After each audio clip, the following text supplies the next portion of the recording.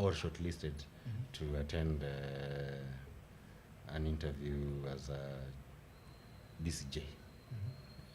Does those 50 points that I've earned actually make part of the bargaining? Because it's a training that I went through. They don't. You can also say that I did this, and I've also been doing this consistently. I'm very, very conversant. Now use that information in the interview for the professional questions they ask. Yes, but or the question that you are exposed to there. Because you see, these professional sessions we go. We are just being updated on how the profession is. Okay. The changes, how we are developing. The legal profession is developing each and every day. It is dynamic. Yes, it is so dynamic. Yeah, so that is the whole essence of that. You don't remain static. Okay. So, but don't you think that if at all you are unable to apply that anywhere else, then I don't think anything else can actually motivate me to take more than 5 points. Exactly. Now that's the point. Because people don't have that motivation to take more than 5. Yes. So if at all I was to... So in fact, the shortcut we use nowadays... Because if you attend the general... the annual general meeting, you have 1 free point. Haujatuma? Then, if you do another...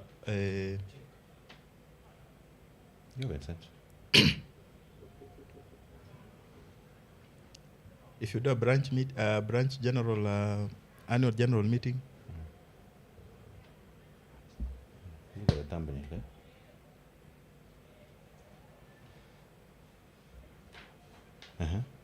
so if you do one annual general meeting, LSK general meeting, you have 1 free point. If you attend, if you attend one branch special annual meeting, you have another point. So what we do, that's what we do. So instead of, so you can start your year with 2 points, 3 points. Then you now just look for funds to get the other 3, which is 1,000, 1,000, 1,000. You just do 3 sessions and you're done. There's no motivation for us to attend those, to accumulate those points, because you cannot carry them over. So even if you get 50, you want to say that now I've gotten this 50, can I can push them for the next 10 years. Carrying over was favoring the seniors, because you see them, they can afford to attend as many sessions as possible. So to bring that equality, they decided that you cannot carry over. So even if you accumulate 50 in a year, they are just interested with your 5. So that you can now apply for the... Also, senior councils are able to do a lot of them. Yes, because they have money. Even if a session is 100,000, they can pay. Yeah. But what of someone who has just been admitted last year? Got money. Yeah, I can't see. I can't find it.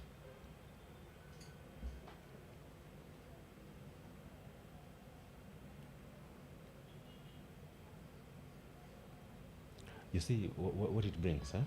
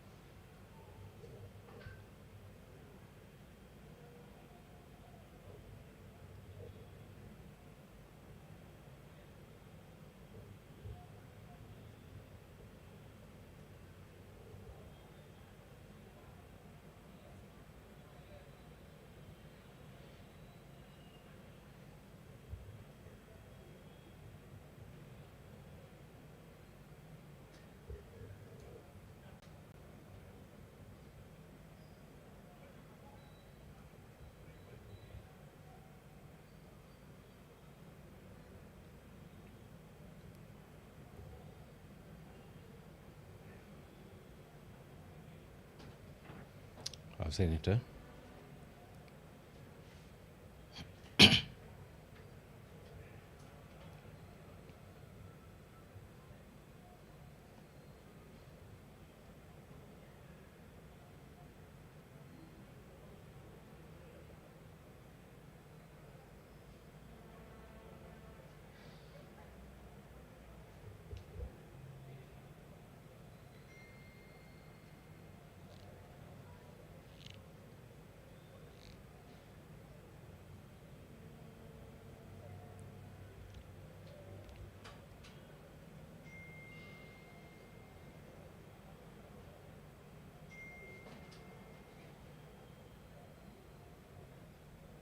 dakika moja tu.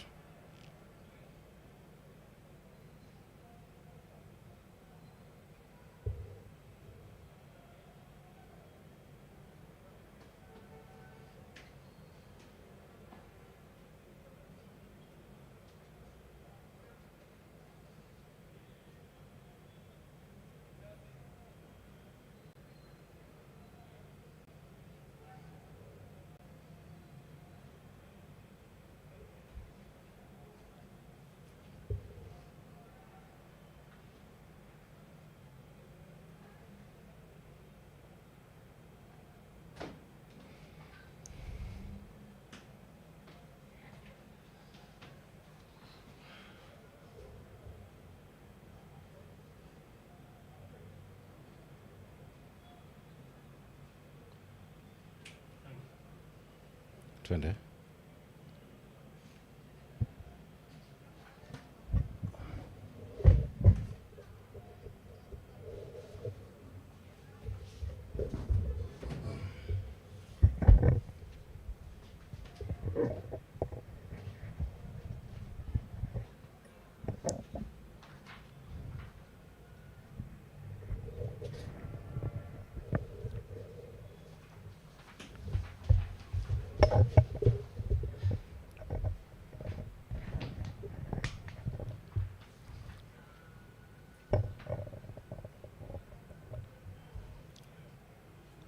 So,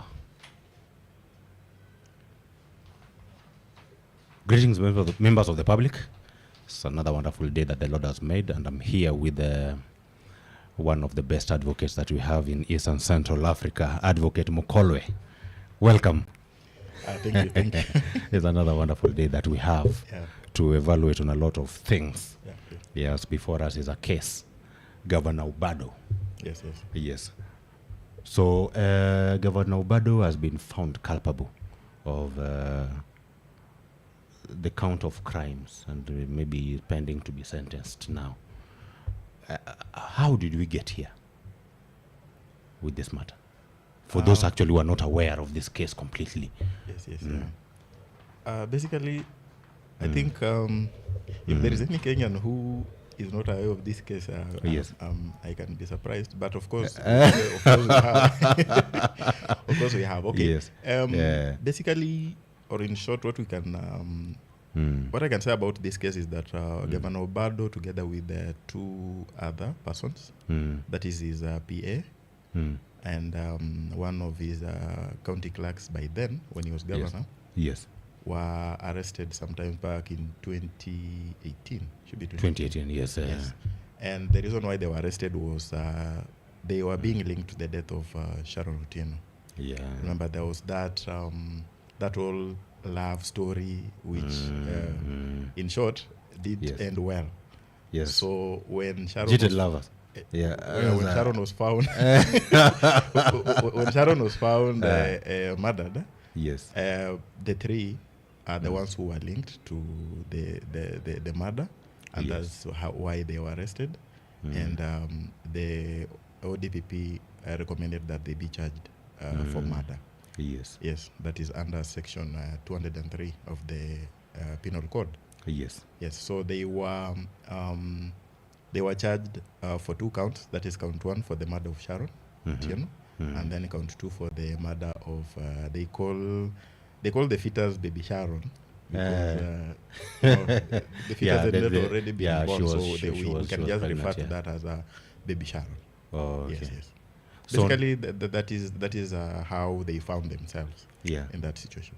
So this is a murder charge that Okoth Odado'S was actually being charged with murder. Yes. Why is it that I seem to disagree with that kind of charge? Because if at all he was not at the scene of crime, don't you think that maybe it's a second degree or something? No. Not necessarily, because just linked to it. He wasn't at the scene of crime, right? Yes. Now, maybe let me just highlight something. In Kenya, we don't do the differentiation of murder, that first degree or second degree or third degree. In Kenya, it is just murder. When you look at section 203 of the Penal Code, it just talks about murder. Yes, maybe jurisdictions like the USA are the ones who will we try can to say that differentiate this one. now. So in Kenya, it is either murder or manslaughter. Okay. So Yes. even if you are linked to it, then you killed. Now, coming to your question, yes.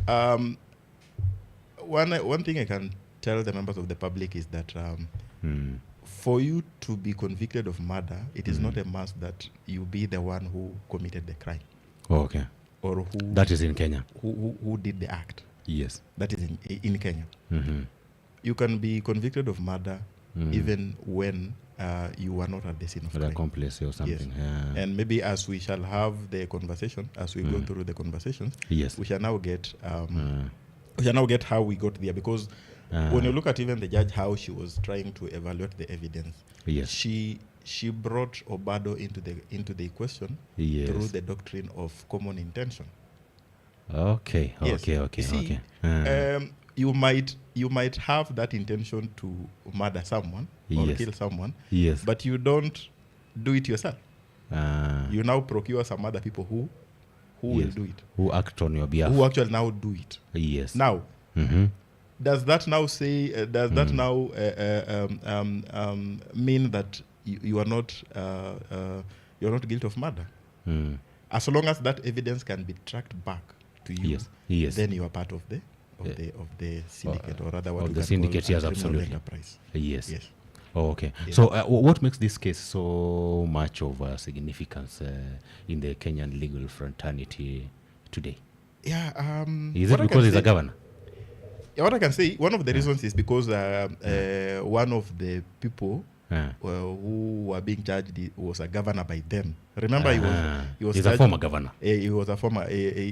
By then, he was when the crime was being committed, he was still a governor. He went for 2 terms. From 2013 to 2017, then from 2017 to 2022. Yes. Yeah. By then, he was still a governor. Yes. So what I can say is, number one of the reasons is because it is a murder case that was involving a very prominent person. Oh, okay, so okay. in the eyes of the members of the public, yes, it was something big. Like our governor being accused of murder. Yes. And being charged of murder. How does it look? Yeah. So that is number one. Then number two, the case is significant because of how the judge was able to handle the issue of circumstantial evidence, yes, and coined it together with the aspect of motive. You remember there was a lot about motive, giving rise now to circumstantial evidence, yes, and how she tried to bring on board how the three were involved, orchestrated the entire, with each and every person having his own role yes, into the whole aspect, into the overall objective that amounted to the death of Sharon and the fetus. Exactly. Yes. Then another maybe reason why it was a very critical case is because of it involves I can say a woman. In Kenya, we seem to have idolized the girl child. So. We have it involved a girl child, and who was pregnant by then. Then this brings the emotion now. The emotion part. Now that brings now the emotional part. Oh, okay. Yes, it's you see in Kenya right now we are speaking against feminism, and that is just one aspect of it. So it had to be that it had to receive that particular reception it received in the eyes of the public, because this is a young lady. Yes. Who was I believe was still in college, and she's pregnant, and then she just brutally murdered together with the fetus. It is something that even you as a person, you really want to see how does it go, and then also the way now forensic evidence now comes in to play a role in trying to put these people at the scene of crime.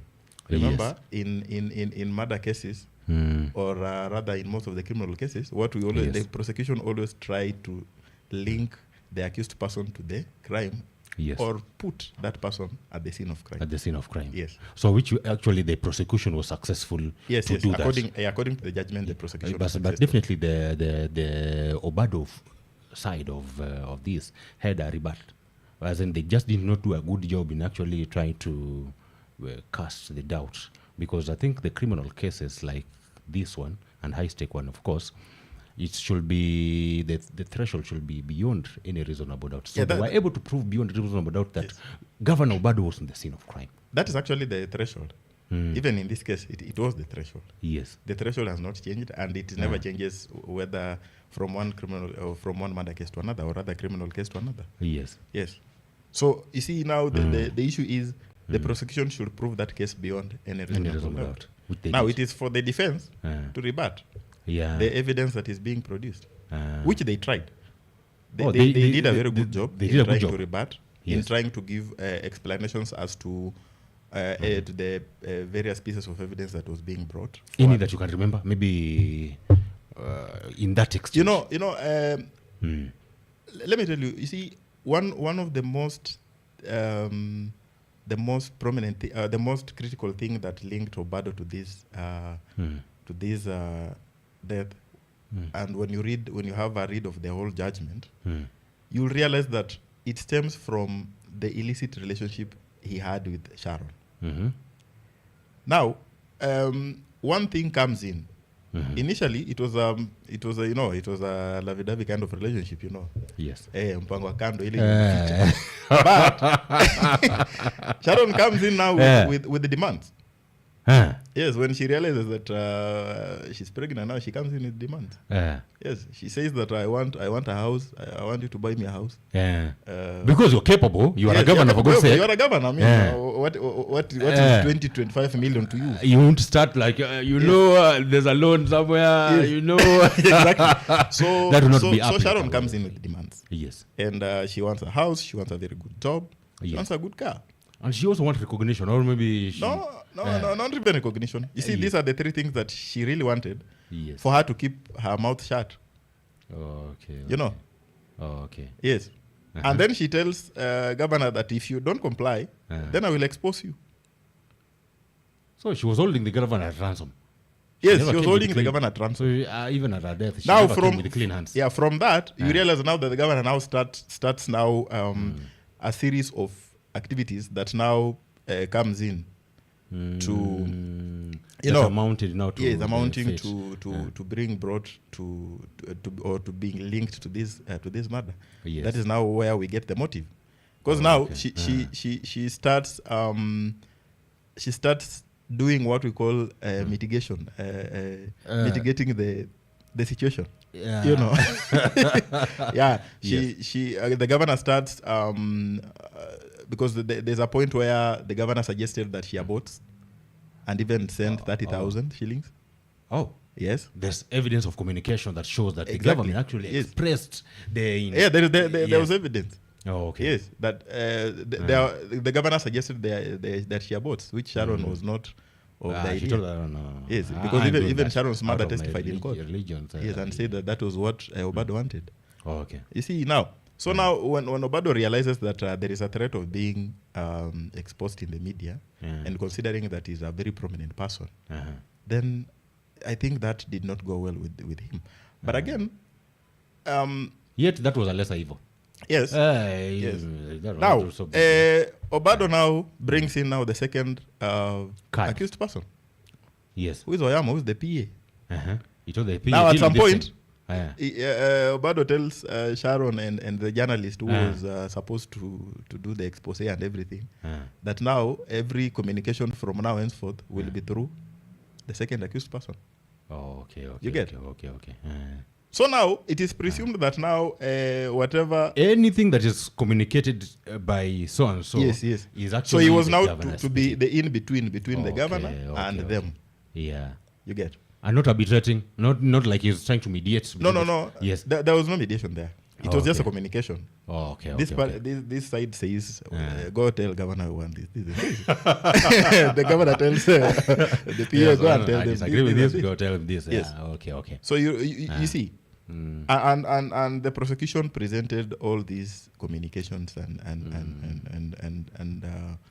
Yes, and entrench their case yes, to be so strong now. So now it was for the governor's defense side to try and rebut this information. To cast the doubt in the credibility. In the information. Yes, but how do you get your credibility right in a way that it can also actually be believed by either the judge or the bench? In Kenya, you understand, some people normally fish for these things, and yes. So how do you actually end up having that credible forensic to be trusted by the judiciary to the extent of a conviction like this? Because you see, if there are communications, yes, and the prosecution is able to get hold of the communications from the communication companies, that's Safaricom. Yes. If there are communication, the communications can come from Safaricom, showing that at this point or at this time you communicated with this, you called, you talked, Yes. These are the messages, That's already credible. Yes. Because this communication don't just come out of nowhere. They come from the person who, or rather the company that is in charge of whatever communication line you're using. But Sharon is just a member of the Republic as well. Yes. She might be having other enemies who might have.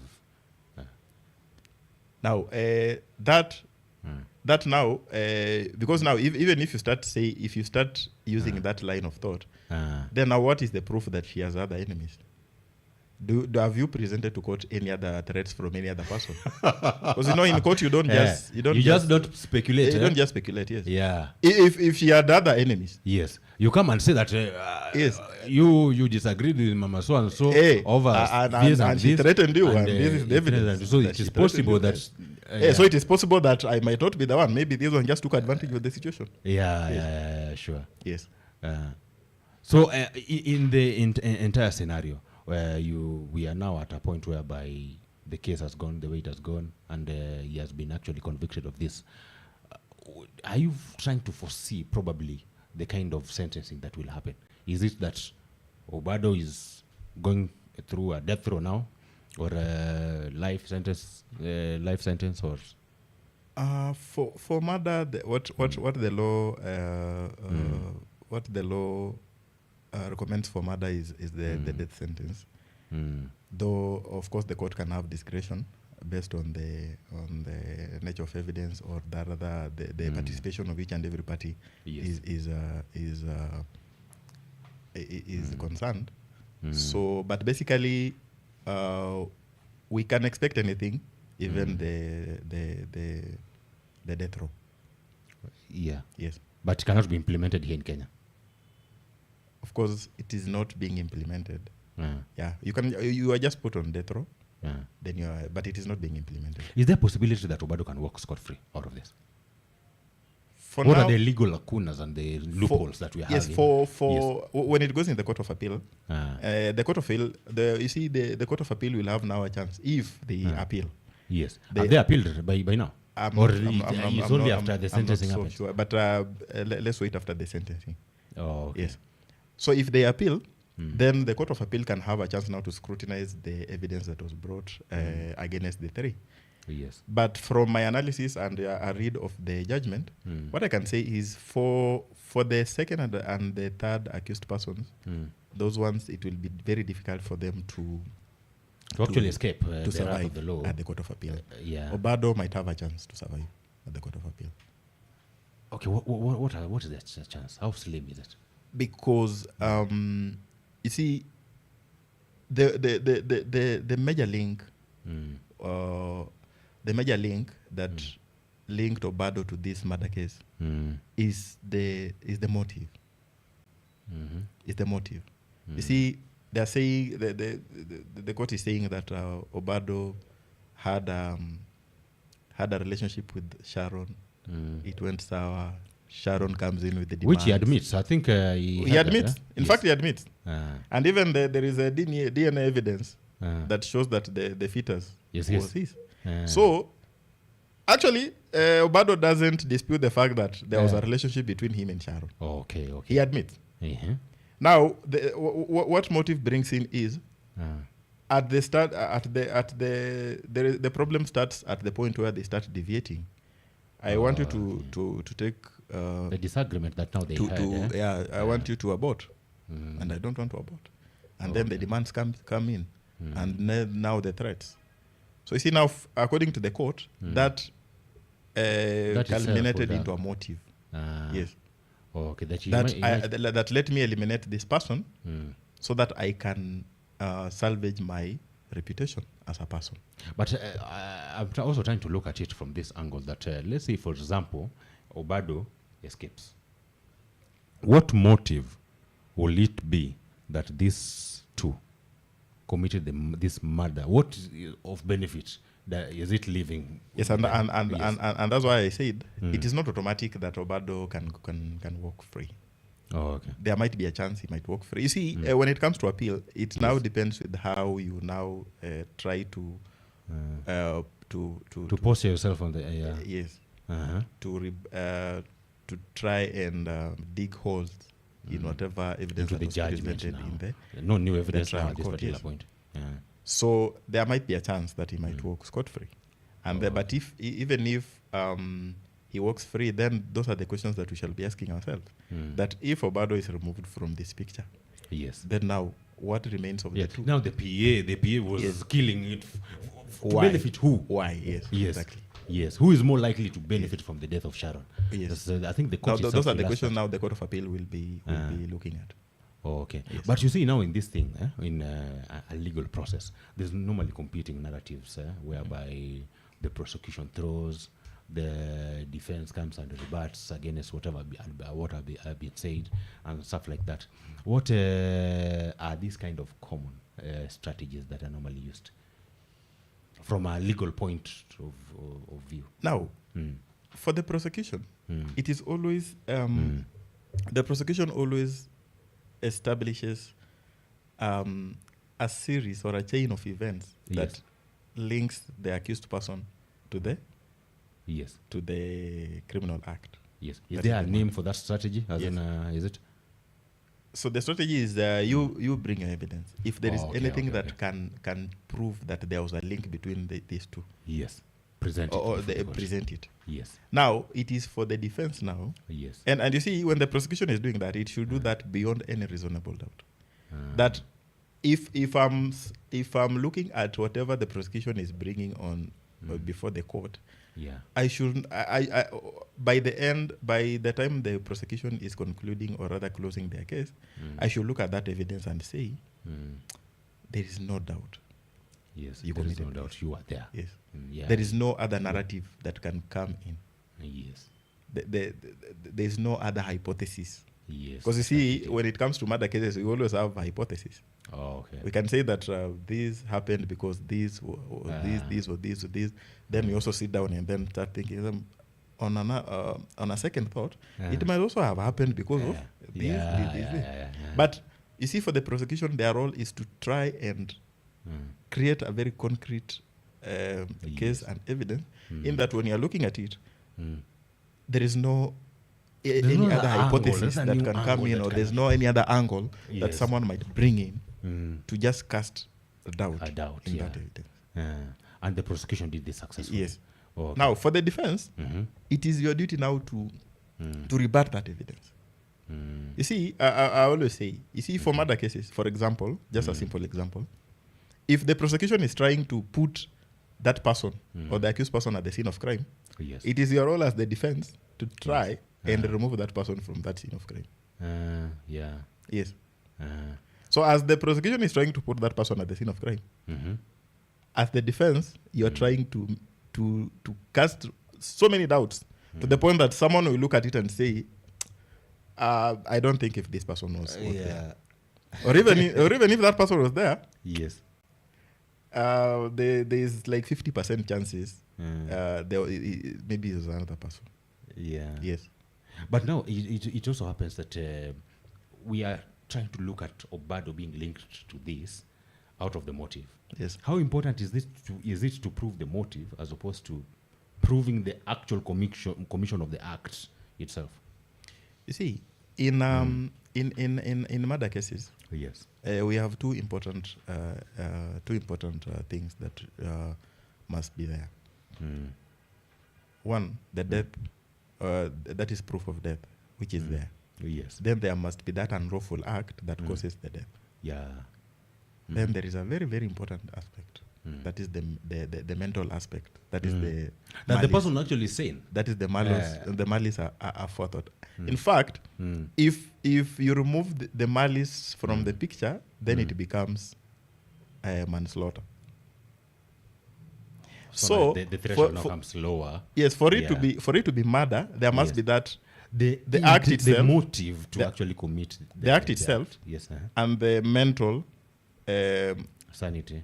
No, not the mental sanity. Actually, the mental aspect, or rather, that is the thought to do intention. Because if the intention, Yes, exactly, the intention to do that.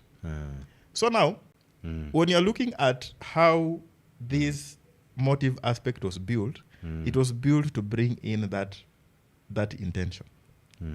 Because what the court is saying is, because you tried to silence Sharon and she refused, or she was becoming so difficult, that created that element, that intention to do away with her, so that you can now do what?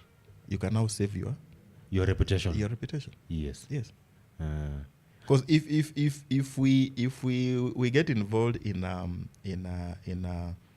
conflict with you, then I maybe now become so bitter and tell you that I will kill you, or I have a reason why I should remove you from the picture. Yes. Then that is already, it's premeditated. You see, for murder, it's always premeditated. It's something planned. Yes. And when you look at the series of events, look at those meetings. Yeah. We had a series of meetings. Yes. Even, you see, Obado called them. You see, they went visited Obado. The journalists went to see Obado. You know, the second accused person organized for meetings here in Nairobi. They were, you know. So, according to the court was saying, these things cannot just happen out of the blues. It cannot be a coincidence. Yes, that all this happens. Yes, Eventually we have it cannot be a coincidence. It cannot be a coincidence that all this communication were just happening just some few days to the murder. Yeah. Yes. Okay. So now there is another aspect that I want you to look at. That yes, Obado has been convicted of this, but don't you think that maybe the media, out of being that this is a high-profile case, might have brought this and eventually sparked the emotional, there's a lot of emotion around it, and after that, then the public perception might have forced the judge to think the other way, then denying Obado his right to be fully heard. No, I don't think so. When you talk of the right to be heard, yes, actually, these three were granted a fair chance to be heard. Yes. Because they went through a whole trial process. Yes. Remember, this trial started in 2018. 2018? Is it 2018 or... the murder itself happened in 2018. In 2018. Yes. So, it started just before the COVID... COVID came in 2020. In 2020, yes. Yes, so it's probably it must be that around that time. Yes. So it has gone on for how many years? Those are quite a number now. And it has taken that long. Yeah. So that they went through a full trial process. Oh, yes. The prosecution presenting a total of, there were a total of 42 witnesses. How many witnesses? 42 witnesses. Yes, it started in 2020. 2020. Yes. During the COVID. Yes. Okay. During the COVID. Yes. The prosecution presented a total of 42 witnesses. They closed their case. The defense was given a chance to and what about the credibility of those witnesses? Now, you see, when you're talking about the credibility of the witnesses, and when you even look at the judgment, yes, there was no prosecution witness which was rendered not to be credible enough. Because when you're looking at the credibility of a witness, we are looking at how consistent. Because if you are saying a witness is credible, we are looking at things like how consistent is that witness. when with the entire narrative. When telling the narrative. Oh, okay. Then we are looking at how truthful are they, how reliable, how can we rely on them? And you see, reliability, all these three aspects come in in the sense that when this, for example, when the first witness takes the stand, the second, the third, the fourth, the fifth, up to the 42nd. Is there that consistency? Yes, your chances of actually. Is there that consistency in terms of narrating the whole story or giving the facts? Yes. Are there contradictions? Oh, okay. If the contradictions are there, to what extent? Oh, okay. You see? Because, of course, there are some very minor contradictions which happens normally in a story. Which happen normally. You see, of course, you cannot expect that all these 42 people will tell the story 100% the way it was. Everybody is giving their own perspective. Yes. But again, you look at the consistency. How consistent is it? Yes. If they are saying that if some of the, because you see all these witnesses, it's not that they are telling the same story, like what happened. You see, each witness is being brought for a given purpose. Yes. So if there is a government pathologist, yes, him is just presenting the report on pathology and out in that space, and then leaves. But then we start connecting. Yes. They have said that maybe Sharon's body was found with injuries. So if he was stabbed, stabbed. Yes, yes, and then we are asking, what happened before that? There's someone else who comes in as a witness and say that maybe that night we were abducted. Remember the journalist say we were abducted. Yes. There were this number of men in the vehicle. Yes. I escaped. The body was found. There was even a witness who came to witness on who found the body. Yes. When he found the body, how was the body? What did they establish? So you try to bring all these things together and create a story, which picture, now you look at how consistent it is based on now what each and every person has been saying. Yes. And did the defense team have a chance to cross-examine each and every witness? Yes. You see, when a witness takes the stand, yes, you have to be cross-examined. Oh, yes. Yes. By both sides. Yes, by all you see, all these three accused persons had advocates. Yes. So the three have to cross-examine the witness. It has been a very robust process. Yes, and that's what I'm telling you. They were given a chance to be heard, and even all through the cross-examination of those 42 witnesses. Then there is always because once the prosecution closes their case, the defense takes over. Now it is time now for the accused person to tell their story. Yes. Yes. And even and when you're telling your story, you can call your witnesses as the accused person. Obado didn't call a witness. The second accused person is the one who called 2 witnesses. The third accused person. Also, as an accused person, you can also you can also bring in witnesses to rebut this. Yes. Yeah, you say that no, you are not saying the truth because I also have my witness who sees differently. Exactly. What about if you coach your witness? What about? If you coach your witness on what to come and say on the stand? That witness will be cross-examined, remember, by the prosecution. Atona siku mrefu. Yes. And now let me tell you. Yes. As an advocate, one thing I've realized, there is no toughest task like coaching a witness. Never coach a witness. Because when you coach a witness, everything will come out at the cross-examination. Oh, yes. Because you see, once you hand over that witness to the other advocate, there's no mercy. There's no mercy. Yes. Yeah. Yes. The yes/no answers now. Yes. Yes or no? Were you there? Yes or no? Yes. In cross-examination, we don't want stories. Yes. And in case you are not cooperating, you ask the judge, can you just make the witness? These are hostile witnesses. Yes. Yeah. And you see, if you don't cooperate, leave alone even the court coming in and compelling you to answer. If you don't cooperate, you are killing your case. Because if I'm cross-examining you and you are not cooperating, yes, you are destroying your case. Or you are you are giving out the evidence. You are giving out the person who competent enough. Yes. So you are caught in between. Should I now tell the truth? Or yes. So any witness who takes a stand, the other side always has a right to cross-examine unless they don't or they give out that they give away the right to cross-examine. Yeah. Yes. What lessons do you think that the investigators are taking out of this? I think majorly being the complex and the many witnesses that came across the high stake of the case. I think one of them, the major lesson investigators are taking out of it is there is that need to invest in advanced technology when it comes to conducting investigation.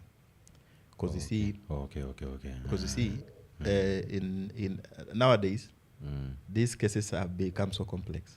Yeah. The advancements of technology and has really made everything to advance. So even now, the need for the investigative bodies to invest in a very complex investigation techniques and equipment. Yeah, the current equipment, especially for the forensic investigation. You see.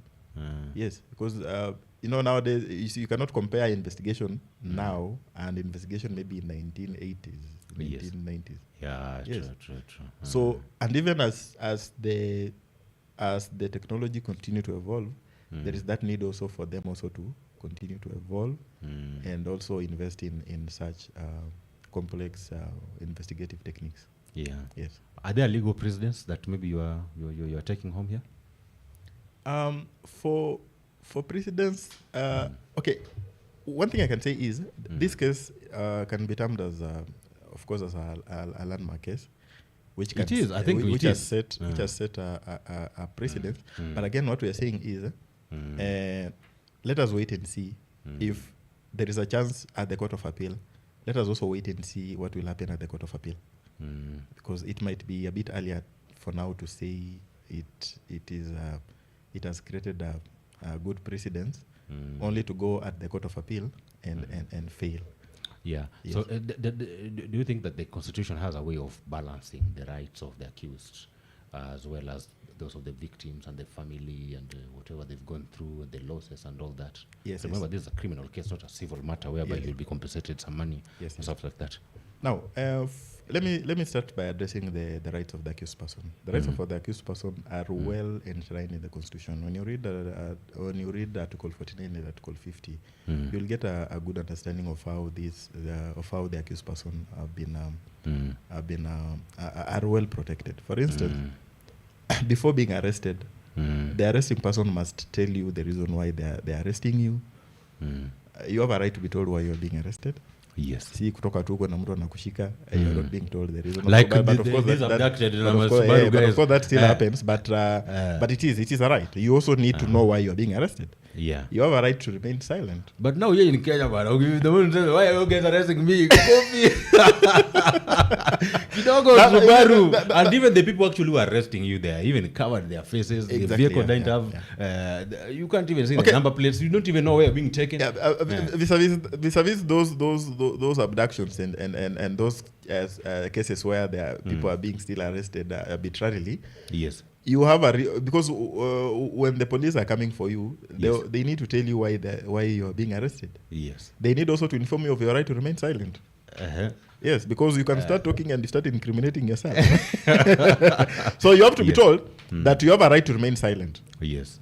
Because anything you say now from the time you're being arrested, can be used. Can and shall be used against you, of course. Yes. So you have if you feel that whatever you have might incriminate you, which is in most cases happens. Yes. You have a right to remain silent. You have a right to speak to your advocate. You have a right to have your advocate.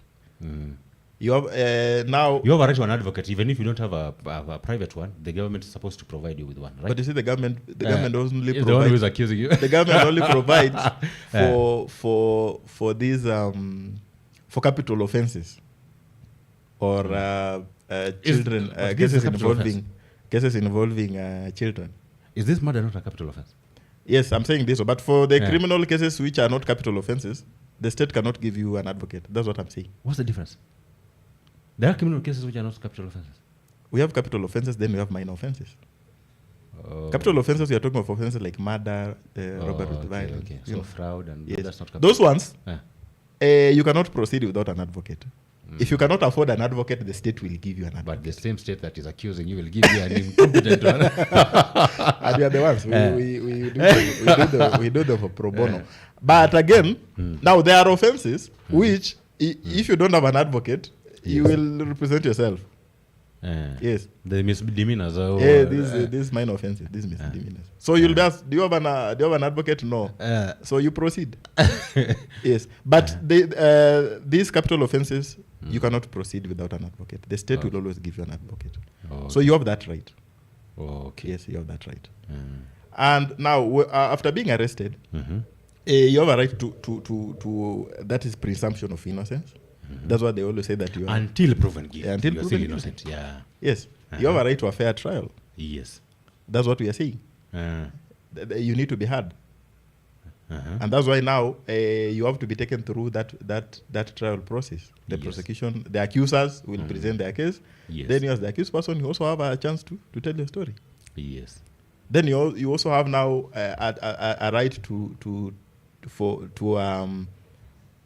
a public trial before an impartial court. A public trial means that the cameras are supposed to be rolling. Or what's a public trial? As in when I'm talking of public trial, I'm talking of like it should not be a trial that is so it's done in that is held in basement in your house, confidentiality without people knowing what is going on. Is a cover you basement uko nyayo house umefinywa. Like maybe unashikwa tu and then trial inafanywa place yenye hata hakuna mtu anajua. Or someone cannot follow.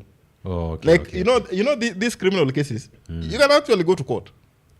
You can appear there and sit and listen and just go and follow through. Yeah. The only offenses which maybe are held in camera, and I understand because of the sensitive nature, are the sexual offenses. Okay. Especially the ones involving children. Even the rape cases, those ones, they always try to put them away from the public because of how sensitive they are. How sensitive they are, yes. Yeah. But they this is in Guinea, you can walk to court. Yes. You know, let me tell you, Kenyans always fear to go to court. And maybe they always think that ukienda kotini utashikwa. No, the place looks so scary. Ama the only time you are supposed to be in court ni ile time umeshikwa. Wewe mwenyewe umeshikwa. Ama umeenda kama witness. I've been in Milimani courts, I've been here in Supreme Court here. Yes. The environment does look so appealing. I don't want to be there. That is according to you. And whatever you have in mind, that here we are handling criminals, and maybe and to see along the corridors you pass across people handcuffed being taken to say their sessions. Yeah, you see now that one is on your side. You just, that is the fear that you cultivate it yourself. Yes. But actually, you can just as well come from your home and go to court and listen to proceedings, as long as you don't cause any disturbance pale ndani. Wewe kaa tu, weka simu yako silent, kaa sikiliza. What about if you appear with your camera there? You are recording the proceed. Now for recording of the proceedings, okay, I see people recording, but it is not. It is not a criminal offense to record. Oh, okay. You can. But again, like RIBA SASA court process, we can say now we have a team. People actually will just go there to just record the process. Yes, you can record as long as you identify yourself, maybe as journalist or. Okay. Yeah. Okay. So now you go ahead with the right of now the victims and the family. Yes. You are now about for the victims' family. What I can say is that they actually have a right to dignity. A right to dignity, because you see, for instance, the Sharon Otieno case. This is a life that was taken. Yes. So they have a right to dignity. Like they should be treated in a way that they feel that the state appreciate that they're one of them. Appreciate what they went through, and therefore and died. Yeah. And also now they also have a right to justice, and that is why now you as a victim's family or a victim, you can also have your advocate. And in that case, we always call that watching brief. Yes. You can also have an advocate. You see, people always think that wewe kama mlalamishi huwezi kuwa na wakili. You can. Okay. So as the prosecution is prosecuting the case for the state, you can also have your advocate. Oh, okay. who works now in close contact with the prosecution to help in prosecuting the case. Like in this case, the Sharon's family had an advocate. Okay, so what's the work of that advocate now? To just ensure that everything goes. Yeah, that's to ensure that the prosecution is doing a good job, and also ensure that everything is going. So they're able to raise protest if they suspect that maybe there's an objection that was supposed to be raised and they never did. They're able to raise that. They do, yeah. They also cross-examine. Oh. Yes. Okay. They also have a right to cross-examine if they wish so. Yeah. Yes. Just to add up, just to add. It's just an abundance of caution. Yeah, just an abundance of caution. Oh, okay. Just to back up the prosecution. Because so you see, sometimes we are talking of 42 witnesses, and remember, these 42 witnesses are prosecution witnesses. Yes. So you can imagine the kind of work the prosecution have in this case. So if they can have that helping hand, they would really appreciate. They are just advocates like us. Okay. Si ati ni watu tofauti na sisi. Today I'm speaking to you as an advocate who is in private practice. Yes. Tomorrow you might meet me nimecross the other side. Yes. Niko kwa ODPP. As a mini prosecutor. Oh, okay. You know, kitambo ndo prosecutors were officers, but nowadays we moved from that system. Why is it that these cases normally take too long, more especially these murder cases? Now, like 2020. Yeah, I do. A judgment is now being made in 2026 for sure. Now, there are several factors. Number one, it's because of what I can say applications. What I can term as interlocutory applications. Because you see, when the trial starts, there is always plea taking. After plea taking, remember there is bail and bond. Yes. Now, which is an hearing on its own. There are always those applications. You apply for bond or bail. Now, okay, it's a right. Yes. But again, it is. Those applications come in. You find maybe the court has given very strict and very extraordinary maybe bond and bail terms. Yeah. You make an application for review. You know. Oh, like for instance, okay. When you read this judgment, you realize that the judge says that before they could embark on the main hearing, yes, they had 16 applications. And remember, each application is heard on its own. Yes. 16. So you can imagine. That was a lot of work. Yeah. Sometimes sisi mawakili ndio tunafanya cases zinakaa sana. Oh, okay. Yeah, so maybe the Odado'S team did that intentionally. Yes. Even not intentionally. You know, there's no application that is done to waste time. Every application we make, it is for the benefit of our client. But again, what I'm saying is, I don't want to use the term that applications waste time, but they have that effect of delaying the whole process. Because you see, if I'm dealing with the application number 1, then I'm done. Then application number 2. Before we are done with application number 2, there's an application number 3. You cannot handle application number 3 without hearing application number 2. You know, it takes time. Then number 2, adjournments. Sometimes in courts and sometimes there are so many adjournments. And remember, this case was being started during the COVID period. You can imagine. Yeah. That is when our courts were also taking very safety measures and precautions. Process, yeah. Now adjournment, mnaweza kuja leo mwambiwe judge ameenda official duty. Yes.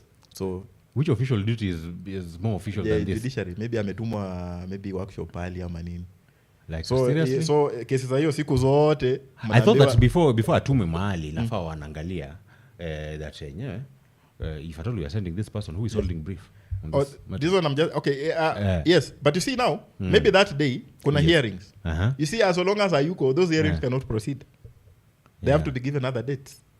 But people travel from a country to come and. There are always those notices. Who anapeana notice in advance. You see, the issue is not even that notice. They can give that notice a week prior. But you see now, the effect is that hearing will not take place even with that notice. Yes. Because the essence of that notice is to tell you that hearing will not take place that day as scheduled. Yes. You now have to be given another date. But that will have to wait until the registrar now again creates another new schedule. The dates will be given. But the problem is, these diaries are so packed that if you miss a hearing in, we are in right now we are in Right now August. we are in August. Now you Today can is miss 6th a of hearing August. in August Yeah. because a magistrate or a judge is not sitting. Yes. We have to look And the another next date you opening. get a date in February next year. You know, understand? You see, Yes. if it is an adjournment that my matter is being adjourned today and it is scheduled for next week, I have no problem. Yeah, sure. You see? But if my matter is being adjourned today and the next date I'm getting for that hearing is in March or in April next year, then there's a problem. you see, that's more than that's around 6 or so 7 months. Yeah. Yes. So some of these cases are being affected by those adjournments. I'm not saying that the adjournments are as a result of magistrates or judges alone. No, even as advocates, we contribute to the adjournments. How? If a hearing is tomorrow and we go to court, Yes. one party is ready to proceed, the other party is not ready to proceed. What happens? The judge should you take cannot proceed when you're not ready, so you have to take another date. But the judge is supposed to summon this other person that I know. Someone this kind how? of behavior. You see, Yeah. if I'm not ready to proceed, I'll just let the court know that I'm not ready to proceed. Yeah, maybe you're on bed rest. Like what I saw Umbeta did some time. It will. What case was this? I think the case when Umbeta's advocate Umbeta say that he is on a bed rest, but he came to court to say that on a bed rest, he came on casually, he could not, with some cape. Yes, you know, sometimes, you advocate. Sometimes things happen. It can be as a result of an advocate is not ready. Maybe it's not ready, you have not prepared your witnesses. Or... And remember, the advocate is not on trial, so... Yes. Yeah. But you see, it is also unfair to my client if the court forces me to proceed with my client's case when we are not ready. You know, it's not me who is not ready. Yes. Okay. It's not the client who is not ready. Let me put it this way. Yeah. Sometimes it is because maybe we have cases where you find maybe an advocate has been hit by an emergency or a situation which might not allow him to be in that court or to continue with that hearing. Yeah, sure. We are always given that chance to. Maybe you are bereaved. The liberty, yeah. Yes. Maybe you are sick. If you are sick, of course. You might be sick or even unwell. Maybe kana homa kidogo hivi. Ndio sasa, yeah. Or in other situations, maybe your witness will not be available that particular date. Oh, okay. And that is so if you force me to proceed, that's not my case. If my witness is not there, that's not my case, so I cannot proceed. Yes. So adjournments come from both sides, the judiciary and the advocate side. Yes. So, and that's why the judiciary is now encouraging advocates to always just prepare. We minimize adjournments. Yes. Because there are some cases which limits adjournments maybe to 4, 3. If you do 3, you are told that's the last. Or yes, in criminal cases, I see the process. So there are some cases whereby you cannot just have an infinite number of adjustments. I know you can't. You can't have an infinite number of adjournments. The case will not.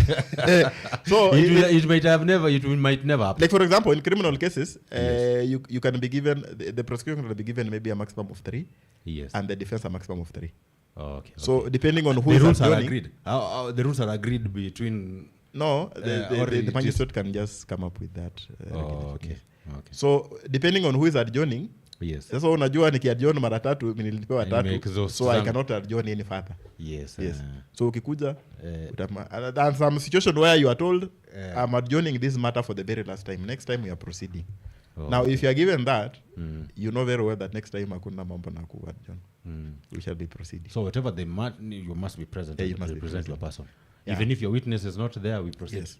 Then another problem, and it kind of affected this one, is a transfer of judges or judicial officers.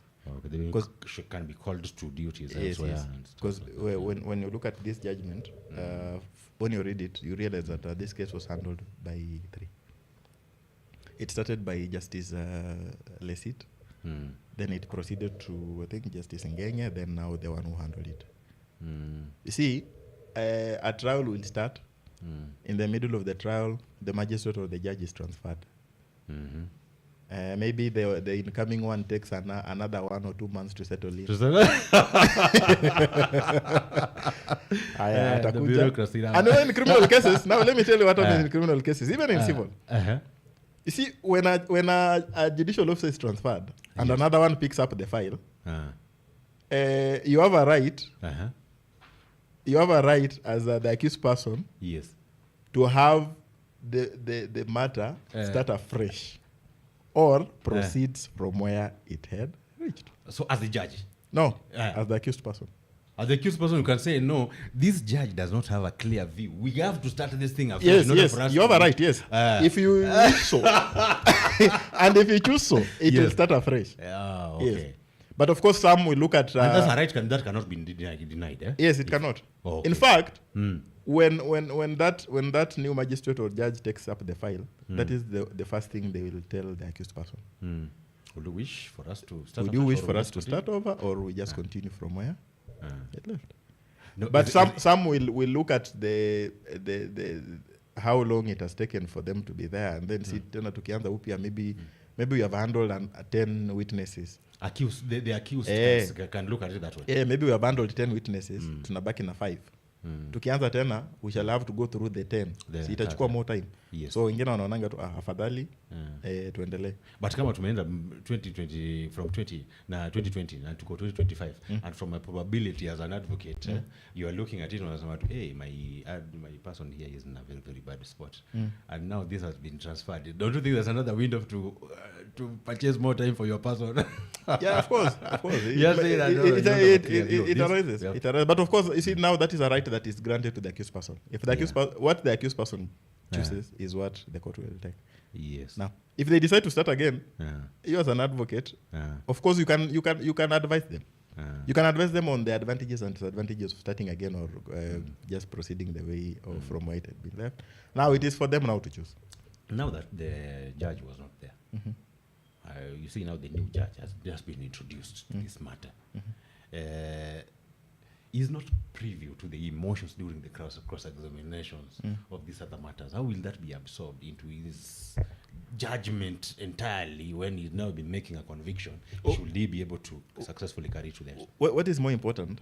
Because you see, also to avoid a situation where the incoming judge or the incoming magistrate try to question the outgoing one. Yes.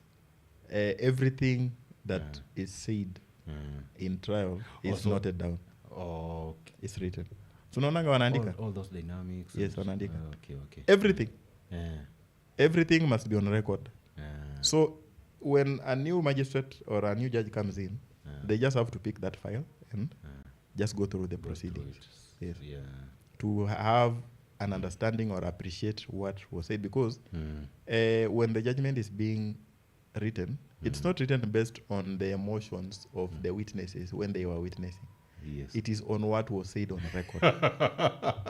Yeah, sure, kama mimi na cross examine nikuulize umesema kwamba ulikuwa kwa scene of crime. Kwa hiyo scene of crime walikuwa watu wangapi? If you see that question, the way it has just been said, it will be written down. Yes. And then your answer will be written down. What about if, as I recall the way that Panga, I start crying. You know, not right that, and he was actually this in tears and all that. You know, it might just noted. It might just be noted. But you see now, what is more important is not the emotional part of it. It is it is what the witness is saying. Oh, okay. Yes. You see. So it is what the witness is saying. Because even if there are inconsistencies, you see, they will be noted from what has been written. It is what you say. Yes. We always avoid that aspect of emotions because some people are so manipulative when it comes to some emotions. People are good actors, yes, by the way. That's what I'm saying. Yeah. Yes. Some people are so good. Just feel like the one actually who has caused all these problems, but he's crying the most. And that's why in courts, it is what you say that matters. Yes. Yes. So even if you start wailing, we can give you time to wail, and then when you are done, you come back and we continue. Yes, we continue with this matter. Because it is what you are saying that is more important and more critical. That's what we need in order for us to enter it down. Yes. Yeah. So as at now, do you have full confidence in this judicial process and the judiciary and the way justice is actually dispensed through our systems today? I do have full confidence. But you see, of course, they always say that if something is good, in most cases it is never 100% good. Oh, yes. Of course, we have some elements of mistrust here and there, but of course, I have full confidence. We deal with the courts every day, and even if a decision does not come out to your satisfaction, you have a right to do it, to appeal to a higher court. Yeah. So, and you see, in trial, in most cases, there's always a winner and there's always a loser. Yes. So, of course, but what matters is how has the judge or the magistrate reasoned out the judgment. Okay. If maybe you have lost and you feel that maybe there are some things the judicial officer didn't take into account, and that is where now you are given a right to do it, to appeal. Oh, to appeal, yeah. Or you can even ask for a review. Oh, okay. Yes. But me personally, and the experience I've gotten, though, once in a while you get a judgment, you feel, this one is not good, you know. But I have trust, and I believe that we still have some work to do. But of course, where we are doing well. Considering that we are in actually, we might not be able to ignore the aspect that we are in a very, very kind of a corrupt society, whereby sometimes it depends on who you are and all that. Do you think that the judiciary is well positioned to handle politically and social sensitive matters that are brought before it? It is. And one thing I can tell you is that, of course, I cannot rule out the fact that there are always those attempts to come and try and reach out to the people dealing with those cases. There are always attempts. But what I believe is with the judicial officers we are having, they have the capability, and they are well positioned to actually hear and determine those matters, regardless of their nature, whether political or sensitive or... but of course, we can have one or two instances where maybe they are compromised. But there are very few. You know, a system cannot be just 100%. Lazima tu kuna tu wale mmoja wawili wenye... Do you think that there's a lot of cases, maybe from the perception of the general public today, you find like there's a perception that the judiciary seems sometimes to play to the gallery, that the public expect this and then therefore they give them that? Yeah. You see, members of the public, we always reason or act or think emotionally. Yes. But the courts will always reason according to the law. Oh, okay. Yes. So if you are telling me that an accused person committed murder, and you are not able to put that person at the scene of crime, what do you expect me to do? And that is what the law requires me to do. Yeah. You see? So I might acquit that person. And of course, the members of the public will be, and I've seen it so many times, even in these courts. We see exactly. So, how many times have you heard in the news people saying, hawa wanashikwa na wanaachiliwa? Yeah, wanaachiliwa. Yes. In fact, sometimes it has also been a concern to me because that you see, the moment wameshikwa, as long as a high stake case, najua tu jamaa ataachiliwa. Because it will be so pointless for you to arrest someone and you don't have evidence against that person. Oh, okay. Courts don't reason emotionally. Yes. You have to have evidence. Yeah. So if you're telling me that person has stolen, then give me the evidence. Link whatever has been stolen and whatever you're saying. Yes. If you're telling me that person has killed, give me the evidence. Put that person at the scene of crime. If you're telling me someone has committed a crime, give me the evidence. That's how courts work, and that's how the law works. It's not about aliua, then so...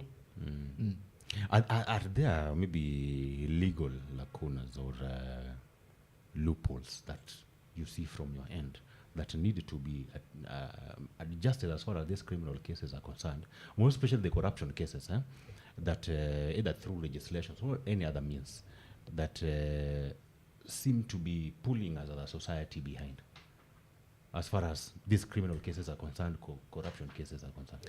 For criminal cases, I think it's just about as far as the law is concerned, it is okay. It works. It So now the depends. law is not a problem. It is actually. Yeah, it just depends with how well prepared is the prosecution in terms of.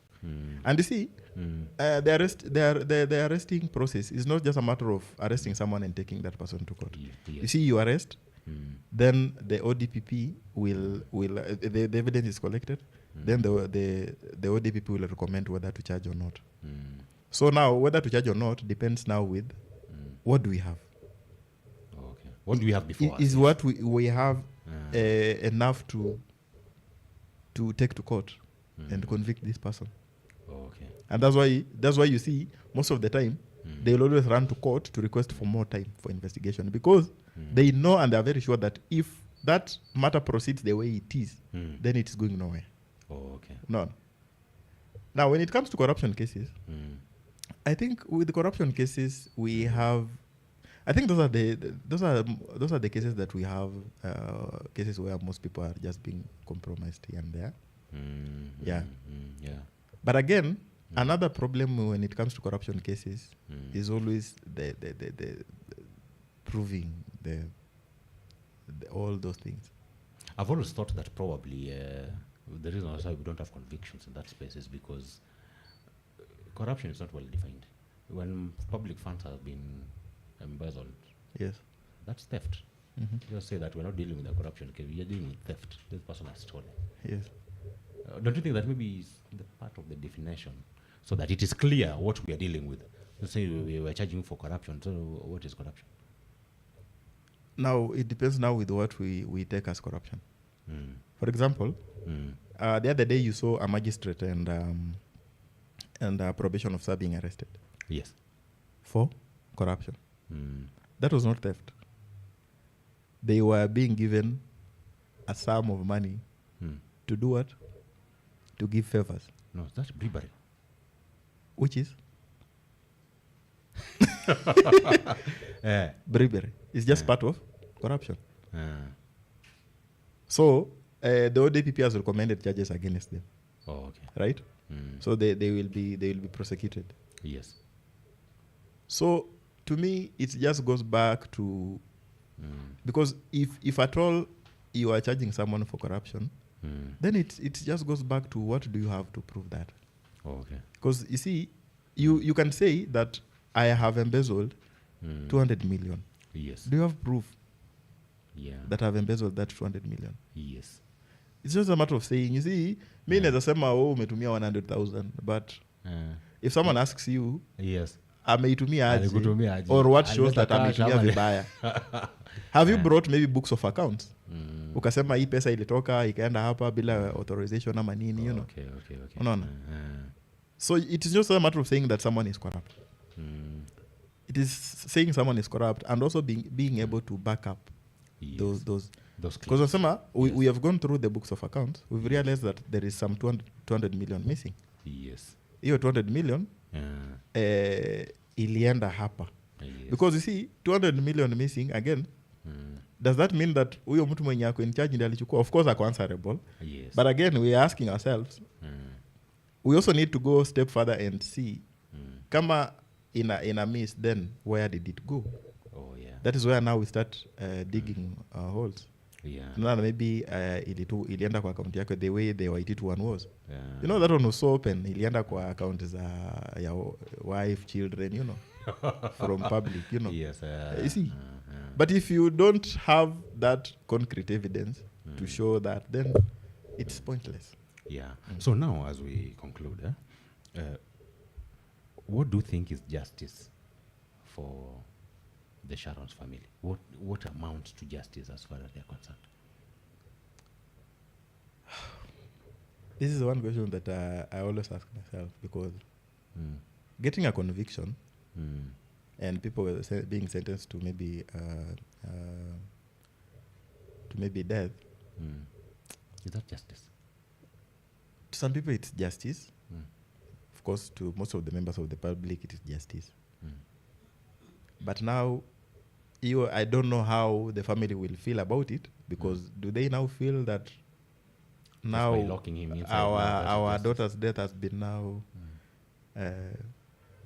has been avenged or Is tumepata that justice. offer closure? As in, yeah. Now to me I would say okay, to me, and in the eyes of the law I would say that is justice if they are sentenced. Of course they have been convicted. If they are sentenced maybe Yes. I would say that is justice. But I don't know now how the individuals from the family will feel about it, because some will still feel si wamefungwa tu, nothing has happened, mtoto wetu hajarudi, you know. What about if at all does Obado also have an option of trying to pursue this through restorative justice? That's as in Sharon has gone and the family is bereaved. Instead of locking me inside, you achieve nothing by that. I'm still unable to bring back Sharon and the fetus and understand your pain. I'm sorry, unfortunately it happened this way. But to just try to just cover up something. I'm not trying to put money. I'm trying to look at this, but eventually we have this 1.2 billion here. It can cool the pain a little bit. Now the question is, what's up? the question is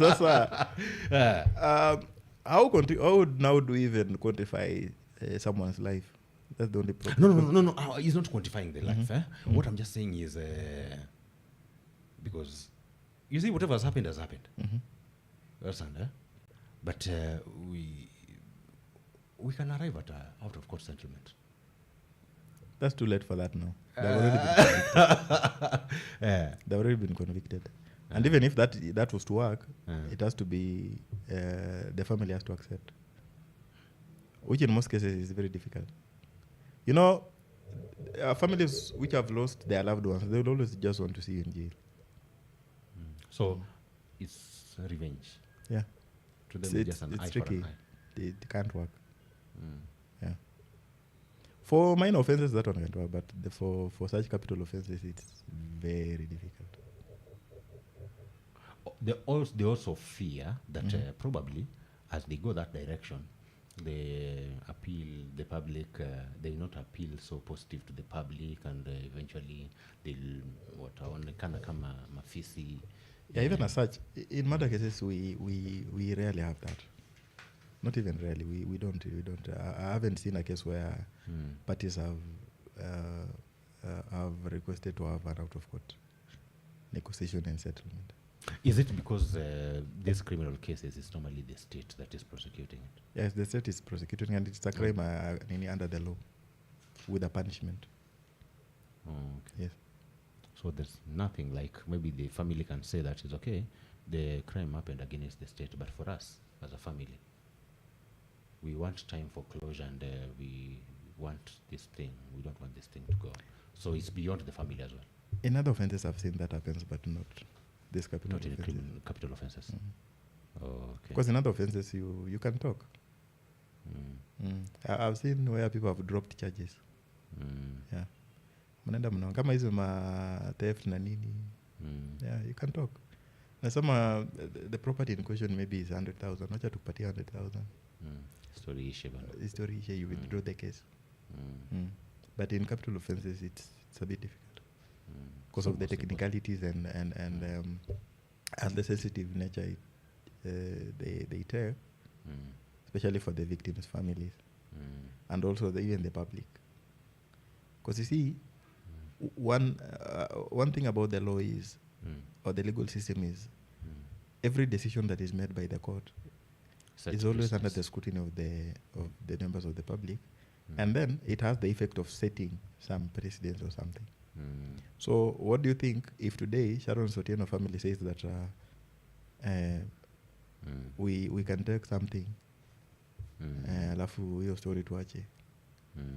What will that be communicating to the future of maybe murder trial? But I can kill you, but as much as I have enough, I can walk scot-free. Exactly. Yeah. So sometimes that's why it's difficult. Okay. It might be an option, yes, but sometimes it's very, very difficult, considering that. And is also it difficult on the side of the family or even on the side of the not state? even on the side of the family. Just considering all the parties involved, It is, and you see, even for dropping the charges, the prosecution must also agree. Na hii hawezi. Do you know the prosecution house these capital offenses zinatengeneza jina? Because if you can be able to prosecute a murder trial as a prosecutor to a conviction like they did, unajua hapo pia wanaona wewe ni bana. Creating that story is not an easy. So but generally it's something that it's a route that it's very difficult to take. It's an option that is not because at the end of the day pia watu the victim's family always just want to see you, just want that justice, and to them the justice is you being convicted. So right now as we are looking at the sentences that are possible for Obado, in case it's not it's not a death sentence and it's not life imprisonment, what other, or if at all is a period to serve in custody, he will serve how long in jail probably? For me, from where I sit, I look at it as death sentence. I'm not looking at anything less than that. Okay. Yeah, because looking at the kind, when you read that judgment, you get to understand that. So right now he is the person who murdered, not this guy who murdered. Then for him, we are just looking at the motive. Maybe he might have participated. But you see, or these people, all of them have been convicted for murder. The judgment all of them have just been convicted for murder. So the judgment is the same for all of them. I mean, let's say it's the same. But because I'm also curious to see how it will come out, whether the three of them will be put on a death sentence or maybe something lesser, depending on the because each one of them, each contribution they give. So in the event that you've been sentenced to death, then you don't appeal. What happens? You die the next week? You killed the next week? No, you are not being killed. You munakuwa tu on death row, but you are just mko tu huko. So now what have you done? Si kuna tu watu wako tu on death row huko in this waiting for this maximum prison. Okay, so what happens in the death rows? Wait, hakuna. Nowadays they don't. So unaenda unaota tu jua masaa yako, unakula bata tu pale. Wewe uko tu, you are on death row but uko tu uko ndani.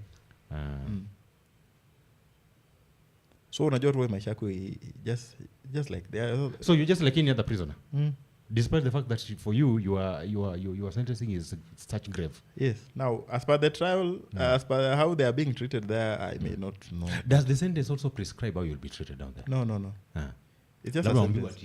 Now whether they now have regulations on how they treat prisoners depending on their, but it's not given by the court, of course. The court will just say you have been sentenced to death. Then you are handed over to the prisons department.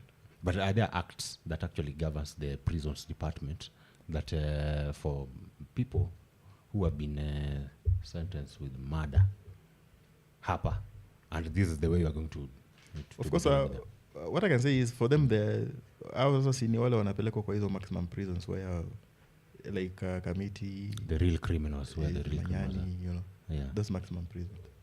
Kimalatewa huko. So you're exposed to hard labor and stuff like that can kill you within a short time? No, I may not really know. Because there's nothing that specifies on how they should be treated. And that's what I'm saying. Maybe prisons, maybe there are regulations on how they... Like Kenya School of Law, there is an act, right? That governs Kenya School of Law. Yes. You sure there is no act that governs the prison? On how? Yes, there is. What I'm saying is... maybe prescribing on how various individuals should be treated. That one cannot be in an act of parliament. Maybe the act of parliament governing prisons will just prescribe on how it is structured, how it is governed, you know. Okay. But not going to the very conditions. Now that might now be with the prison department their own internal regulations. Okay. But then I think that begs that Sharon might then not get justice. If at all that is what Now you see, that's now how you look at justice from the perspective of Sharon's death. But some people will say that death row or that death sentence to them is justice. Oh, okay. Because you don't live your life with freedom. You are restricted somewhere where you don't enjoy the way you used to enjoy. You spend the rest of your life there. Okay. You don't live a normal life just like any other person would live. Okay. So now probably you can just give us your parting shot, and thank you so much for the in-depth analysis that you've been able to offer as counsel. For me, I would say it is a sound judgment. Yes. But there's a lot again to be looked into. Yes. Especially if they decide to appeal. But all the same, what I can say is that is what makes the legal profession grow. Okay. Yes, when we have higher courts scrutinizing such judgments, we as legal professionals, we also learn a lot. And let's wait for the sentencing, which is scheduled for 18th. Yes. From there, then we 18th of this month. Yeah, we can we can also have now another conversation after the Court of Appeal. Yes, we will. In fact, I think even during that time, we can try to organize on how we can be able to have a panel and just try to preempt. That is the beauty. That is what makes the legal profession grow. So after sentencing, then I know most likely there will be an appeal. We also see now how things will go. Where is Obado right now? They're in they're remanded. Yes, they're remanded. You see, okay. So then when you're convicted, you cannot ask just to go home and wait for conviction. No, you can't. You can't. You see, so even the bail and the bond are given to you during the time you are presumed innocent. Okay, so right. But the moment you are found guilty, you are no longer innocent. Oh, okay, yes. Okay. That's why if you are following the judgment, after them being convicted, after them being found guilty, the advocates were trying to convince the court to extend the bond terms. The bond terms. Yes. But you see, it's not applicable that particular. It's not. Because you see, they have now been found guilty. So in fact, the moment you are found guilty, where sasa unaambiwanga your bond at bail terms imeishia hapo, so from now. But now, if they appeal, they can do an application for bond pending appeal. Oh, okay. Yes. Which might be, it's always a 50-50 chance. It can be allowed or not.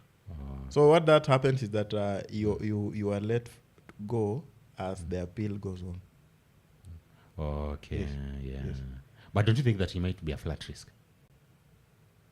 And that is why I'm telling you, it is always a 50-50 chance. 50-50. Yes, it is never guaranteed. In fact, most of the cases, it's never granted. Yes. Because you see, this is a person who has already been convicted. This person is no longer innocent. Yeah. This is a person who knows even that appeal is just a 50-50 chance. Yeah. So that's why in most cases I've seen such applications not going through. Yes. So with that application, it might also take another 6 years, like this other one took. The appeals, of course, they take time also. They take time. So should he win a bond? She will get a bond, and maybe he's been told to deposit maybe passport, deposit some maybe some 1 million or 2 million. There, another period of 6 to 7 years again. Yes. Don't you think that one will have freedom and eventually deny the victims justice the way we have tried to? Yes, and that is why it will be interesting, because I know that application will be made. Yeah. That one for sure, I know. If the appeal is done, that application will be done. It has been a great moment actually having this discussion. So it will be a very, very interesting moment. Yes. Which we shall be also following closely to see what happens at each and every stage. Oh, okay. Thank you so much, members of the public. That has been Wakili Mwenyewe. Can I call you Daktari Mukolwe? Yes, a legal doctor. So he analyzes these legal matters in a manner that you never find anywhere else. We'll continue having these conversations about Obado and even other legal matters as time goes by. You can trust RIBA SASA to bring you all these things. Allow me to see you in the next video. Inshallah.